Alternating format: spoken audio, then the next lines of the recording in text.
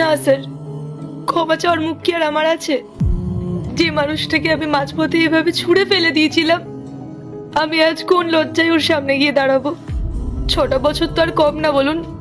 ও নিশ্চয়ই নিজের জীবনটাকে নতুন ভাবে সাজিয়ে নিয়েছে। আচ্ছা, ধরুন হঠাৎ যদি কোনোদিন আপনার রাহুলের সাথে দেখা হয়ে যায়, তখন আপনি কি করবেন? আমার কপালে কি আর সেই সুখ আছে স্যার?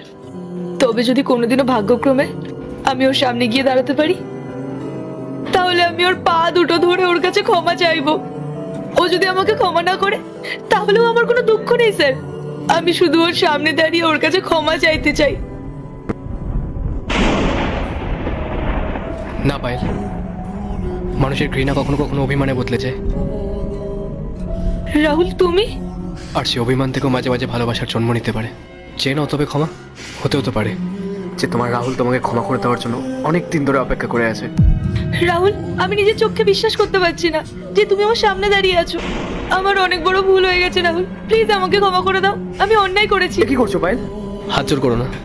তুমি যে তোমার ভুলটা বুঝতে পেরেছো, এটাই আমার কাছে অনেক বড় পাওয়া। তুমি কি ভেবেছিলে পায়েল, তুমি চলে যাওয়ার পর আমি আবার একটা বিয়ে করেছি? তুমি আমাকে ছেড়ে চলে যাওয়ার পর আমি আমার পুরো ফোকাস আমার কাজের ওপর দিয়েছি।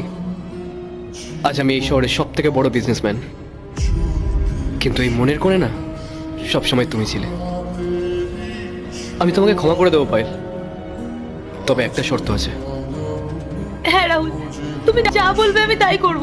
শুধু একবার বলো যে তুমি আমায় ক্ষমা করেছো। আমার শর্ত হলো, আজকের পর থেকে তুমি আর এই টোটোটা চালাবে না। আজকে তুমি আমার সাথে আমার বাড়িতে ফিরে যাবে, তবে টোটো চালক হিসেবে নয়, আমার স্ত্রী হিসেবে। আমি তোমাকে এরপরে কি হয় সেটা দেখার আগে মায়ের কাছে 10 টাকা চাইলে 20 টাকা দেয়, 1 রুটি চাইলে 2টা রুটি দেয়। সেই মাকে যদি ভালোবেসে থাকো তাহলে ভিডিওটিতে লাইক করে চ্যানেলটি সাবস্ক্রাইব করো আর কমেন্টে আই লাভ ইউ মা লিখো। আবার বিয়ে করতে চাই। বিয়ে? রাহুল, তুমি এ কি বলছো? আমি কোন মুখ নিয়ে তোমার বাড়ি যাব? আমার তো এখন নিজেরই নিজেকে দেখলে ঘেন্না হয়। মানুষ যখন নিজের ভুলটা বুঝতে পারে, তখন সে নতুন করে একটা বাঁচার সুযোগ পায়। আমি তোমাকেই চাই পায়েল, শুধু আমাকে কথা দাও যে তুমি আর কোনোদিন আমার হাত ছেড়ে যাবে না। আমি তোমায় কথা দিচ্ছি রাহুল, আমি আর কোনোদিনও তোমার বিশ্বাস ভাঙবো না, আর কখনো তোমায় ছেড়ে যাবো না। ক্ষমা করে দাও আমায়।